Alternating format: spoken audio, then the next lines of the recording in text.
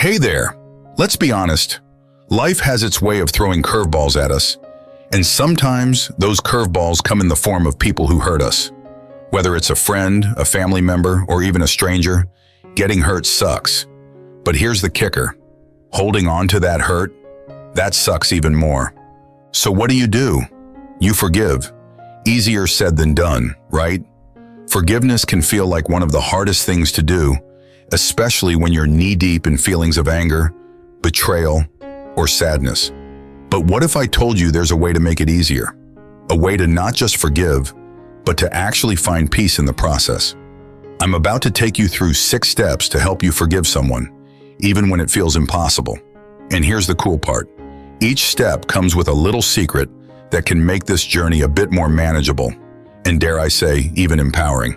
So whether you're struggling to let go of something that's been weighing on your heart for a while, or you just want to learn how to move on more easily in the future, stick around. By the end of this, you'll have a clearer path to forgiveness, and you might just feel a whole lot lighter too. Ready to dive in? Let's get started. Step 1. Understand why it hurts. It's not just about them, it's about you. Alright, so someone did something that really got under your skin, right? Maybe they said something hurtful, or maybe they betrayed your trust. But here's the thing. Sometimes the reason it hurts so much isn't just because of what they did, but because of what it means to you personally. Think about it like this. If someone steps on your foot by accident, it hurts. But if they step on your foot that already has a blister, it hurts way more. The secret here? That emotional blister is something from your past. Maybe a fear, insecurity, or an old wound. By figuring out why this particular incident hurt you so much, you're not just focusing on them, you're focusing on healing yourself. Step 2. Acknowledge your feelings. It's totally okay to feel what you're feeling. Okay, so now you're sitting with all these feelings. Anger, sadness, frustration, maybe even confusion. And guess what? That's totally normal. Here's the secret. A lot of people think they should just get over it or move on, but it's actually super important to just sit with your feelings for a bit. Give yourself permission to feel all the feels. Scream into a pillow, write an angry letter, you don't have to send it, or talk to a friend about what happened. The point is, these emotions need to be felt before they can be released. You can't forgive something you haven't truly acknowledged, so don't rush this step. It's all part of the process. Step 3. Realize they're human.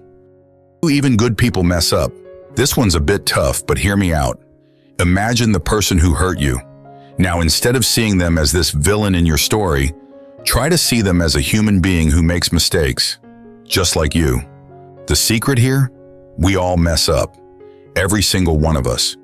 We say things we don't mean. We act out of fear or insecurity. And sometimes, we just plain screw up. This doesn't excuse what they did, but it can help you understand that their actions were probably more about their own issues than about you.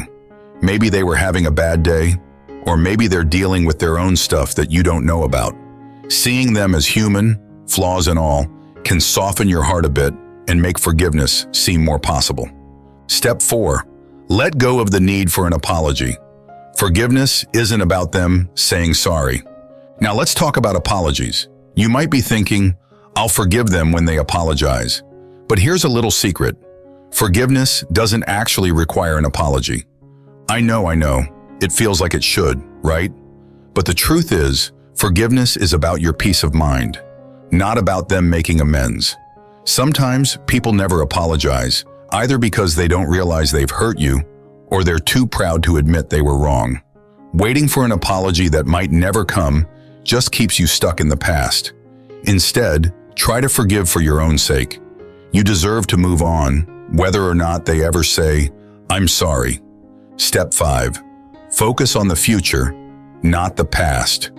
Holding a grudge costs you your future joy. Here's the deal. Holding on to anger and resentment is like dragging around a heavy suitcase everywhere you go. It slows you down, tires you out, and keeps you stuck in the past. But here's the secret. That suitcase, you can set it down anytime you want. Forgiveness doesn't mean you have to forget what happened or pretend it didn't hurt. It just means you're choosing to stop carrying the weight of it. When you focus on your future, you're saying, "My happiness is more important than staying angry."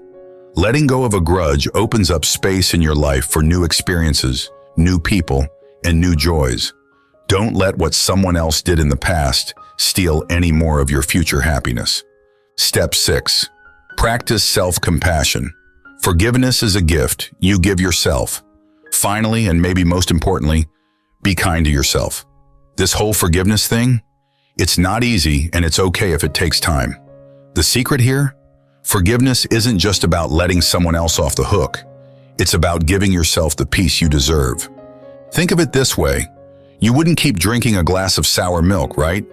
You'd toss it and get something fresh. Holding on to anger is like drinking sour milk. It just makes you feel worse. Forgiveness is like pouring that out and filling your cup with something that actually nourishes you. Be patient with yourself as you go through this process.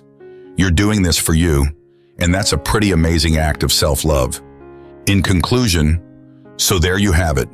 6 steps to forgiving someone, each with a little secret to make the process easier.